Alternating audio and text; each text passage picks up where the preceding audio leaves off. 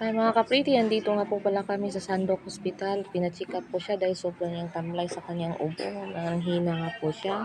Naawa talaga ako kay Bibi Vince, baka iiyak siya. Buti na lang hindi siya umiyak. Para sa akin, mas maganda pa yung inject kaysa dito kukunan ka ng dugo. Mas masakit pa to. At mabuti na lang nagmatapang kasi Bibi Vince, hindi siya umiyak. At kailangan pa namin maghintay sa result mga 1 hour. Hintayin lang namin. Pati nga po pala yung ihi niya ay kailangan pang i-check kung may UTI ba. Kami lang talagang dalawa ang pumunta dito sa Sandok. Hindi na kami naghanap pa ng ibang kasama dahil madalian nga po dahil matamlay nga po yung baby Benz namin. So pa sana sumama yung dalawang ate niya kaso may klase but ayaw din nilang mag-absent. At bumaba daw ang platelet ni Benz kaya ay ito na nga na-admit na nga talaga si baby Benz namin.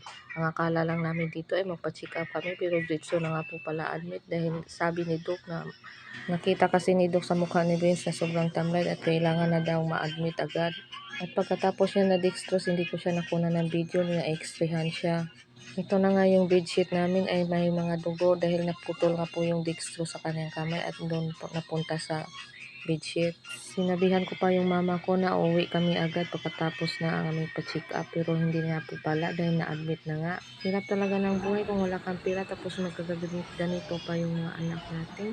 At dito na sikandi na nga po to ni Baby Ben's birthday niya. Dito lang kami sa hospital na wala nga kami luto-luto dito. Walang cake dahil yun nga po kami lang dalawa dito sa ospital. At kahit na cake na maliit ay hindi kami nakabili doon sa labas. Wala nga akong mapabili na ni Benz. Pero may pinagawa namang cake si Mami May niya nandun pa sa bahay. At ito na mga kapriti, lumabas na kami mga 3 araw. May surpresa si Baby Benz namin kay Mami Nini niya.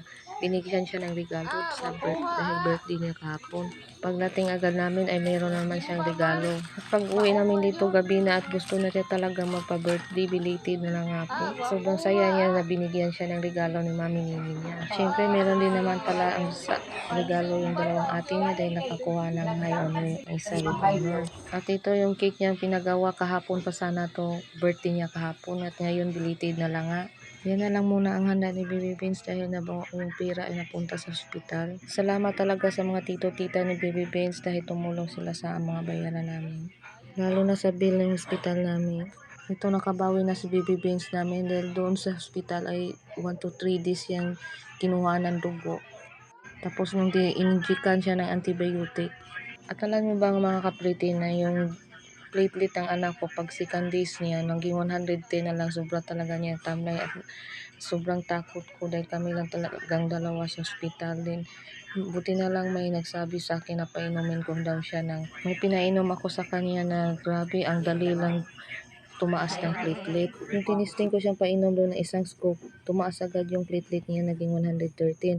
Tapos sabi sa isip ko na kailangan ko siyang i-hold sa pagpainom morning, lunch, then evening din sa pagtulog. At napaka-miracle talaga dahil nung paggigising namin at sinabihan na maya-maya lang ay sinabihan na kami na yung platelet ng anak ko ay naging 200 na nga siya. At ito sobrang saya ko dahil yung pinainom pa effective mga po.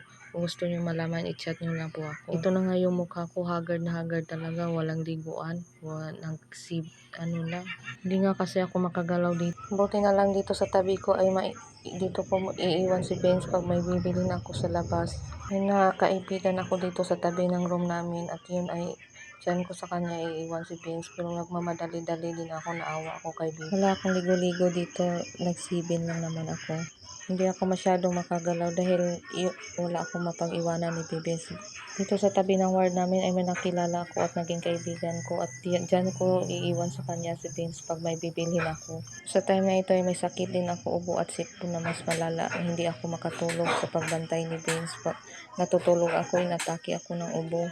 2 days talaga ako walang tulog. Buti na lang sa pang-3 araw ko ay nakatulog ng mga. Tiniis ko lang yung pagod, bahala na basta tumaas lang yung platelet ng anak ko at yun na nga, miracle nga po. Salamat sa Diyos na dininig niya ang panalangin ko kasabay sa pag-inom ng gamot ng doktor at sa akin yung herbal na pinainom ko sa kay Vince. At yun lang mga kapriti, thanks for watching.